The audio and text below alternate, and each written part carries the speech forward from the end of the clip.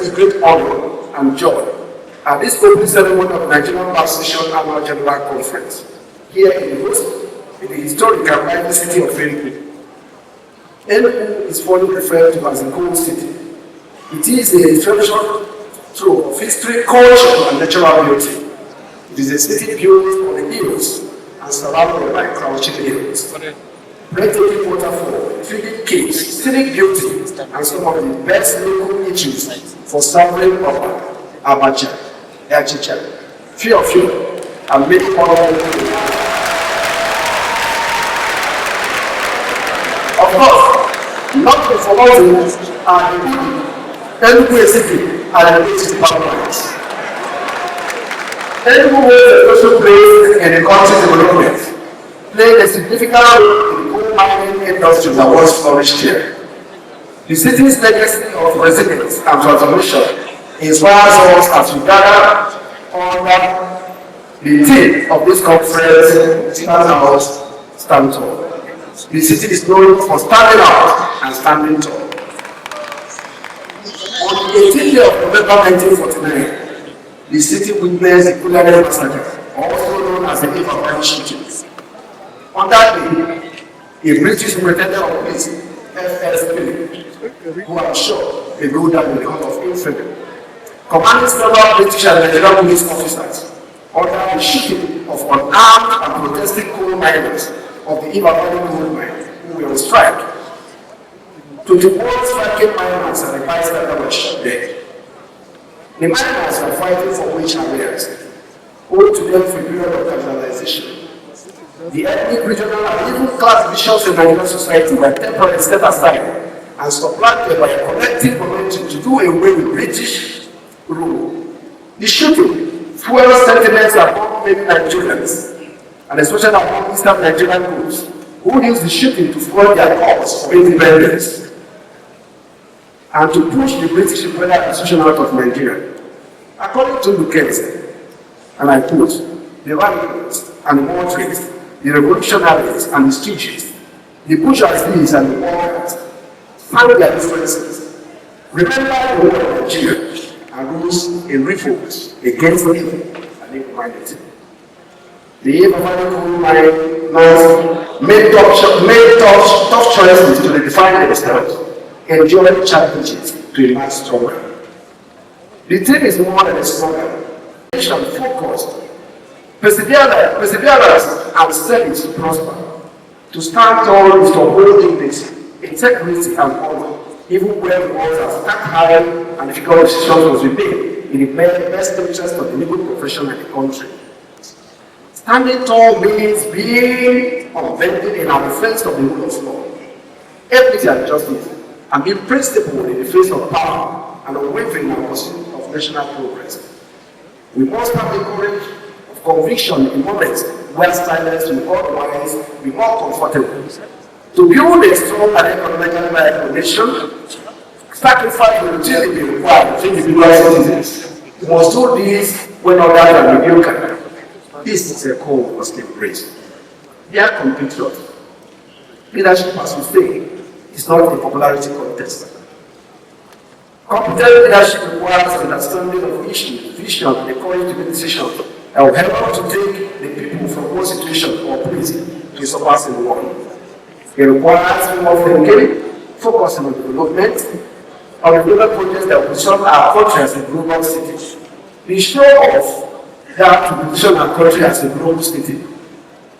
The show of decisive or determination may be misunderstood if the leader decides to chart a course or disparate direction to a desired exceptional future. Leadership must stand out by crafting solutions that unlock Nigeria's potential and stand tall and making the tough decisions.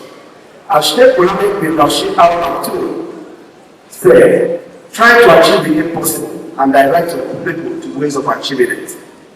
Stand out, stand tall if you have an inspirational call to the legal profession to lead with distinction, sacrifice, ambition, and resilience. It challenges us to rise above ordinary, deliver excellence, and make difficult decisions necessary to secure Nigeria's future. For Nigerian lawyers and leaders, standing out means pioneering innovative solutions for justice and economic progress. Standing tall means embracing tough choices, enduring their immediate challenges, and trusting in all their ultimate benefits. We must be seen as spectators, not as spectators, but as leaders in the movement to drive the Nigerian economy. Some public trust and position our country for greatness. That is what it means to stand out. That is what it means to stand tall. No economy ever stood tall on important effort. Indeed, no economy stood out in near prosperity. Let the conference inspire fresh thought, and in every function, boardroom, chamber, and community in touch will lead with excellence, with courage, and with vision.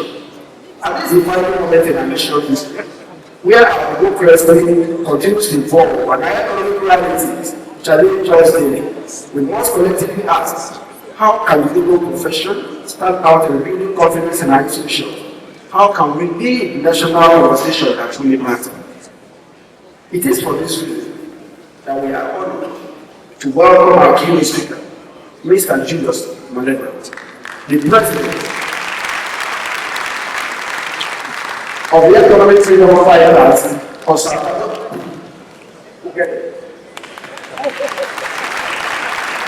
He's eager to let us share him, listen to him. The choice of Julius Malema as our keynote speaker is about his unwavering and consistent advocacy, challenging Africa to rethink its economic destiny by advocating economic emancipation and social justice. It is a privilege to have Mr. Malema as our keynote speaker. He comes to make use of fearless advocacy for economic freedom.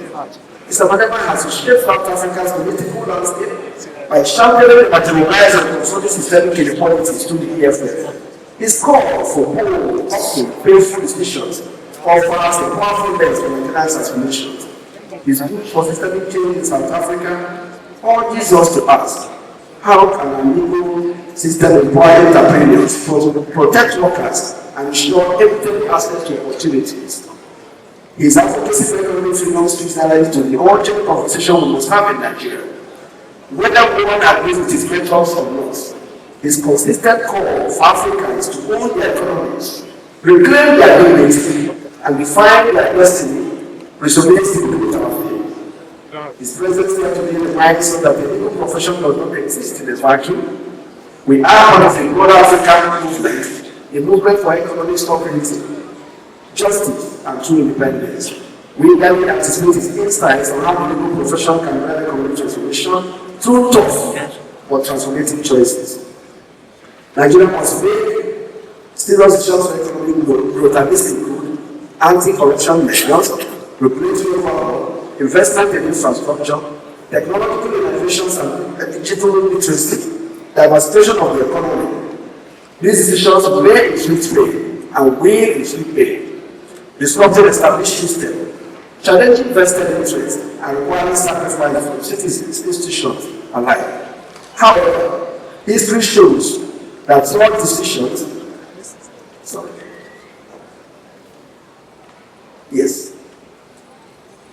history shows that stop pain is often the repercussions of all progress. By enduring short-term challenges, Nigeria can achieve lasting improvements, a thriving agricultural sector, a transparent economy, and an environment where every citizen has a fair shot at prosperity. The NBA, as a conscience of the legal profession, must also make tough choices within Nigerian transformation by reforming legal education, expanding access to justice, advocating for judicial independence, embracing local technology, to mention a few. These choices may not be easy. They may restrain resources, spark internal debates, or challenge long-standing practices. But by standing tall to these difficulties, the NBA can lead the legal profession to new heights, ensuring that we are not just practitioners, but catalysts for Nigeria's growth and development. The NBA has a historic legacy of defending human rights and judicial independence. I particularly, therefore, in ending my address, acknowledge the support and presence of our post-governor, Governor Peter Silva, who has done everything possible to make sure that today has become the right it is.